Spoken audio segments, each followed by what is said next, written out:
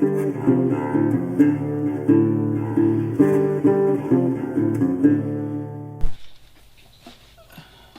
welcome back. So today we're doing another unboxing, but today it's not an optic, we're doing a parts kit. So what's supposed to be in this box is an Israeli FAL parts kit. I've been wanting an FAL for a good minute now. Of course, the pre-built ones from DSA Arms, they're kind of pricey.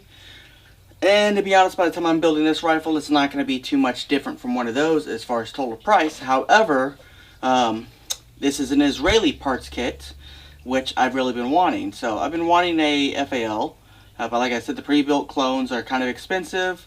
The parts kits can be kind of expensive and bounce around depending on what you're getting. There's a lot of variations. They were used and built all over the place.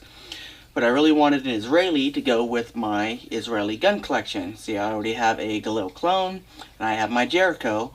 And, well, you know, if I'm going to do a FAL, why not do one of the more unique, rare versions of them that are out there? And let alone, to my knowledge, this is one of the only ones that actually has wood furniture.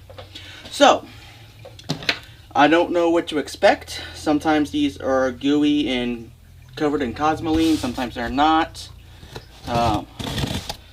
Let's see. My PPS 43 had almost no cosmoline on it. It was really clean, easy to clean up. However, my PPS H41 and my Yugo were both heavily cosmoline. Is there someone here? I'm trying to figure out how this is. Ow.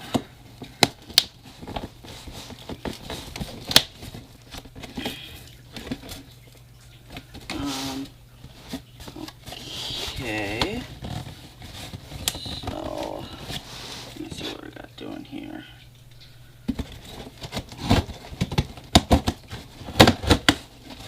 Now this actually arrived like last week while I was out of town. I had a buddy put it in, collect it for me so it didn't disappear, and it was supposed to show up earlier.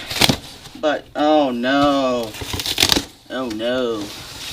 we have packing peanuts.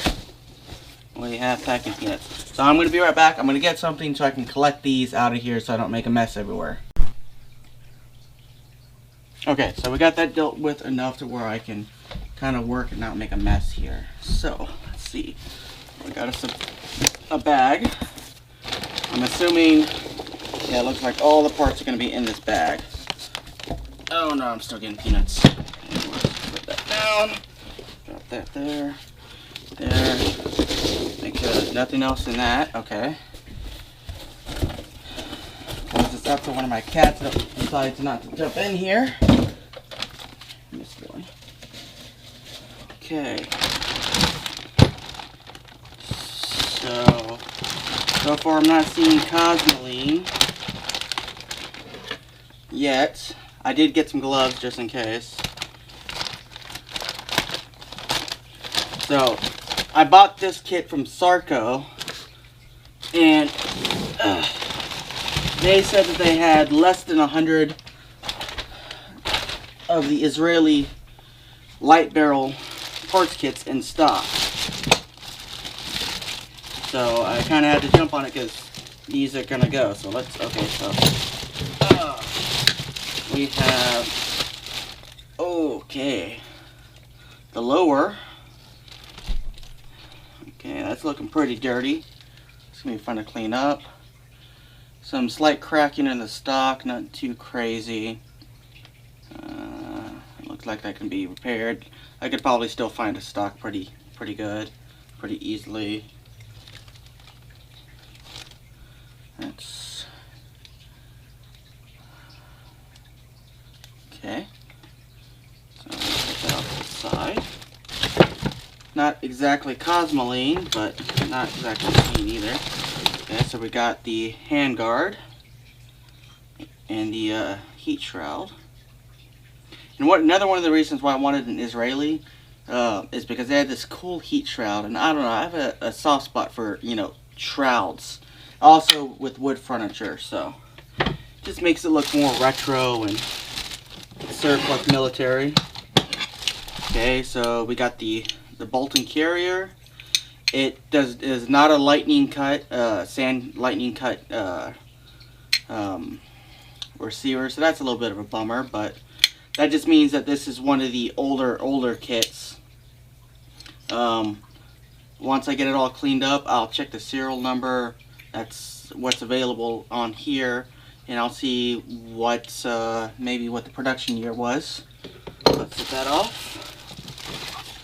Okay, we have the piston and the gas tube and the spring.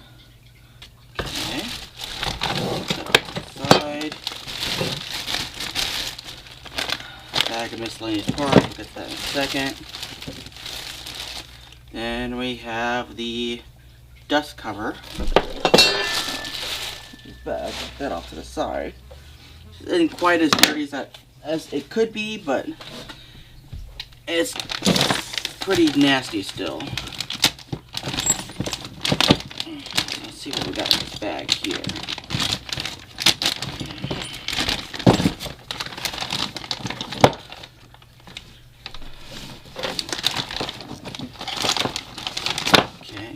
So we have the old piece of the frame right there. So that's going to be our mag release parts and some of that. There's not a whole lot of that is going to be reusable. And you can tell this is an older kit because this was saw cut. So this has been in the country for a good minute. I'm not sure where Sarco got them. But it's been a good while before the ATF was letting parts kits come in that were saw cut like that. They're all flame torch cut.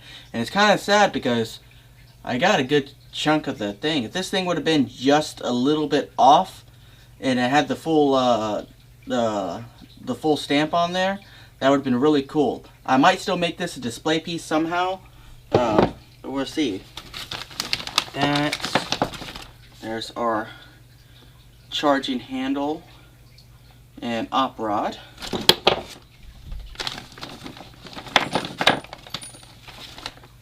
Alright, there's our gas block and our sight post sling swivel. Okay, pretty cool.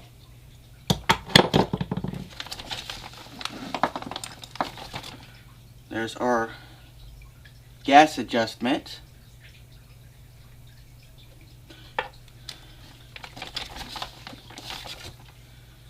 That's the more of our gas adjustment system. This goes on the end of the charging right here on the end of the gas tube, like so, and screws on.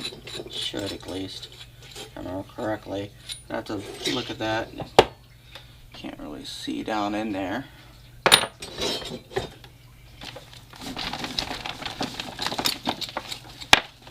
Our carry handle.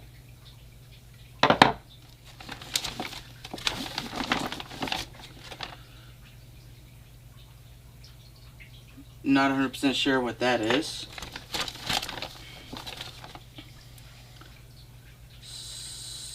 Not 100% sure what that is just yet either.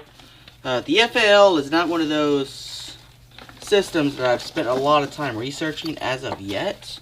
So I'm not 100% sure where all of these parts are. But you can be sure that I am going to figure that out because I hope to have this gun built in a couple months. The latest. I got some more stuff right there. So, I mean, that's pretty much it. I'm going to try to lay this stuff all out, kind of where it's supposed to go, and then I'll be right back. Alright, I'm back. So, this is more or less kind of how it's arranged. Now, this is nowhere near full length. These are really, really long guns. When I do this, when I get this gun together and I do the tabletop, it is going to be a range type review because it will not fit on this table. And that's one of the complaints about the FAL is it is generally a long system. It's long and unwieldy, and they too tend to be heavy, but they are extremely reliable. but we'll get to that point when we get to it. But see, this was the access pin for the receiver that goes into the lower. The charging handle slots in right here. That's fully back. I'm not sure if this is the other way around or not. It might be, it probably is the other way around. But I just slid in like that for now. Looking at this part here, I'm not 100% sure what this part is supposed to be. It's got a detent of some kind in it. I'll have to look and see. A lot of this stuff is going to be more or less figuring it out. So the plan is with this is DSA Arms does make a reproduction receiver, upper receiver, for the Israeli guns, because they have in the past made sold both the heavy barrel and light barrel reproductions of the Israeli FAL using Israeli parts kits. So they do have a receiver for this parts kit. Now the cool thing about the receiver that they have is theirs has the original marking on it, just like this one does. They replicated it the best that they could, and they hid the serial number and stuff here inside the magwell. So from the outside you have what looks like to be a completely original Israeli FAL. I mean, this thing is crusty. It's going to take a lot of cleaning. But so there's a fly in here. So I mean, that's kind of cool. So I mean, on the surface it is going to look like a completely original FAL. They also have the barrel as well, and I'm going to be purchasing the barrel from them. I'm also going to be purchasing a handful of internal parts as well in order to appease the stupidest gun law that exists just about, and that's the whole 922R parts compliant list. So it's gonna have a barrel. I am going to order a new US made piston. Let's see, I think I need the piston, the receiver, I wanted to do the hammer and trigger and sear, but the SA-58 parts they have are not compatible with the Israeli lower, so I can't do that. So, you know, unfortunately, I can't. So I was going to do that. I am going to do a lower grip, a pistol grip, because on the Israeli guns, it's not that big of a difference between their pistol grips and, like, say, a aftermarket grip. As far as appearance goes, it's really the stock and the handguards. It's what really gives the Israeli gun its look. So it's gonna be that and a couple other little things here and there, but you know, just try to keep it legal. And then I think the rest of the parts kit count's gonna come from the magazine. So besides that, apparently the semi-auto conversion is real easy, as the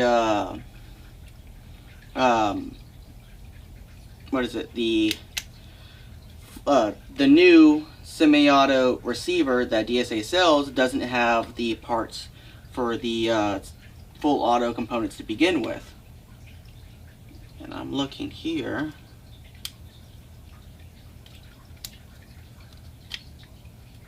It almost looks like this thing's already missing the full auto components as well, because I only see just the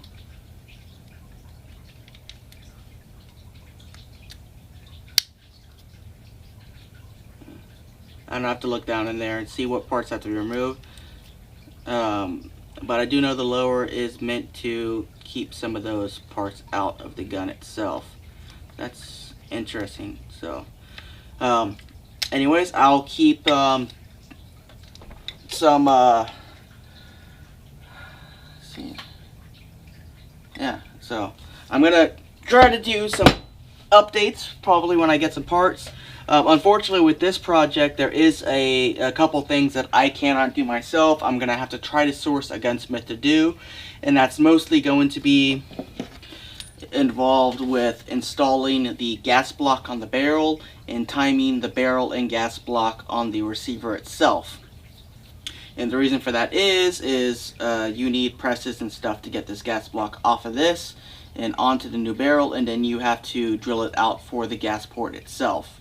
So, you know, all that stuff is stuff that I really can't do myself, unfortunately, as much as I would like to. But that's all for another video, another day.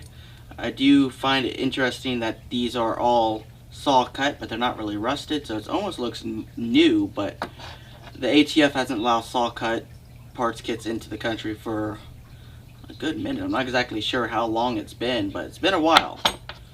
But anyways, I'll get y'all guys updated when I get this all cleaned up, and I got some more parts and information with it. Oh, quick side note before we go. I've been fiddling around with this a little bit, trying to figure out how the mechanism works and how the conversion works on these. So, on the safety selector, you have 3 positions. So, you have semi-auto, safe, and then full auto. And the way the full auto works, if you look right here, you have this little claw right here that engages with the sear when the hammer is locked. That little claw right there hooks up beneath the sear right there. And when, if I can get this to, one second, let me get this to lock into place here.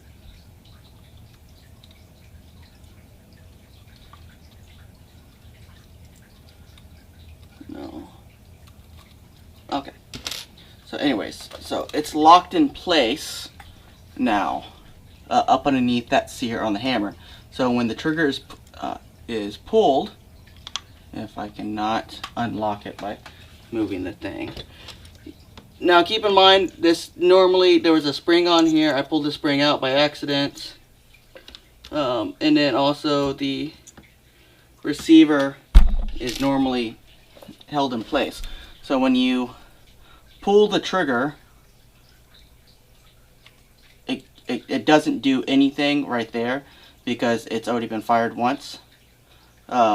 So when the bolt travels forward and pushes this down, right there when it's in full battery, then it fires. It fires, then bolt goes back. And you can see it doesn't have anything actually holding it right now. The only thing that times it keeps from going out of battery is that pin catching on the hammer surface, that little sear. So the way that the DSA receivers make this converted to semi-auto only does 2 things.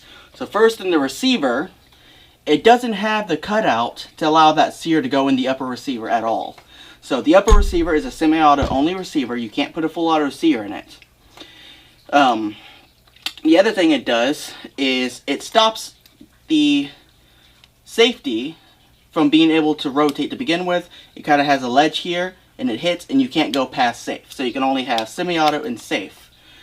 So from my research, that's enough to suffice to make this a semi-auto only gun, because even if you were able to make this rotate forward, when the bolt goes forward, it would catch on the hammer and you wouldn't be able to really, it would either detonate out of battery, blowing up the gun, or it just would be following the firing pin the whole way down and it may not have the power to kick it off anyways. So from what I understand, that's how the semi-auto conversion on this works. Now, in semi-auto, when you pull the trigger, it has that first.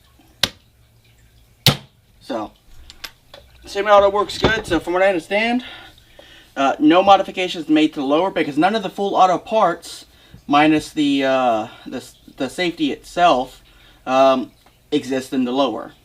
And in the way that it's put together is you can't put it in full auto, and you can't put it in full auto, and I believe you can't put it in full auto and then even close the gun again with the Israeli safety selector. So that's kind of cool. I just thought that might be a little interesting on the technical side of this. Anyways, I'm going to get this all packed up, and I'll see y'all when I have an update.